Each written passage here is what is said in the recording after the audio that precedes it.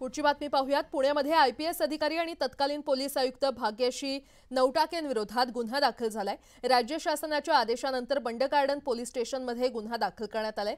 भाईचंद हिराचंद रायसोनी पतसंस्था गैरव्यवहार प्रकरणी ही कारवाई करण्यात आली आहे। बीएचआर पतसंस्था घोटाळा प्रकरणात चुकीच्या पद्धतीने गुन्हे नोंदवणे, कट रचणे असे आरोप आयपीएस भाग्यश्री नवटाकेंवर करण्यात आलेला आहे। एकीकडे गुप्तता पाळत गुन्हा दाखल करण्यात आला, तर दुसरीकडे पुणे पोलीस आयुक्तांनी देखील यावर प्रतिक्रिया देणं टाळलेलं आहे।